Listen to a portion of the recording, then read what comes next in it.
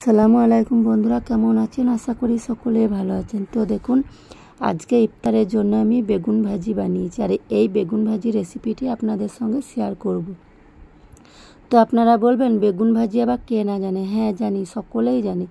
তবুও আপনাদের সঙ্গে কেন শেয়ার করছি, ভিডিওটা না দেখলে বুঝতে পারবেন না। তো আপনারা কিন্তু পুরো ভিডিওটা দেখবেন। আর এই বেগুন ভাজিতে একটাই মাত্র একটা এমন একটা জিনিস দেবো যে সেই জিনিসটার জন্য বেগুনটা 3 থেকে 4 ঘন্টা একেবারে মুচমুচে নরম ফুলকো হয়ে থাকবে।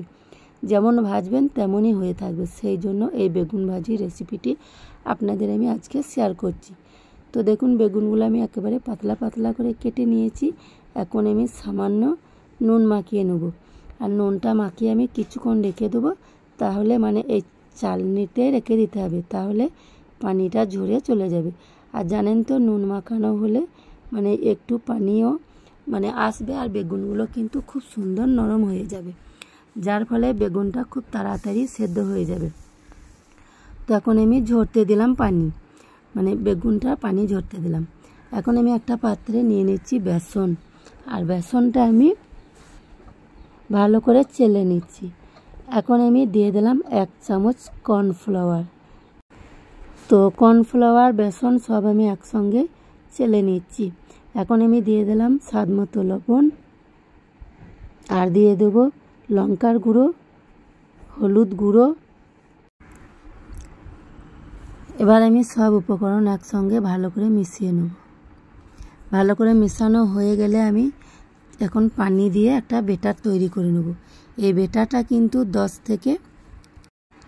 তো বন্ধুরা, বেটারটা কিন্তু পানি দিয়ে ভালো করে মেখে নেওয়ার পরে আমি দেখুন দিয়ে দিলাম সামান্য খাবার সোডা। তো খাবার সোডা দেওয়ার পর আমি ভালো করে মিশিয়ে 10 থেকে 15 মিনিট ভালো করে ফেটে নিয়েছি। এবার দেখুন, আমি একটা করে বেগুন দিয়ে আর ভালো করে ডুবিয়ে নিচ্ছি। এবার আমি তেলের মধ্যে ছেড়ে দিচ্ছি।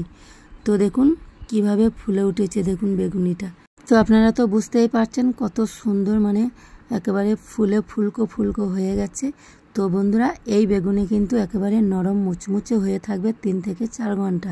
তো কেন জানেন? এইটা হচ্ছে আমি যে কর্নফ্লাওয়ারটা ব্যবহার করেছি, সেই কর্নফ্লাওয়ারটা ব্যবহার করার জন্য একেবারে নরম মুচমুচে হয়ে থাকবে।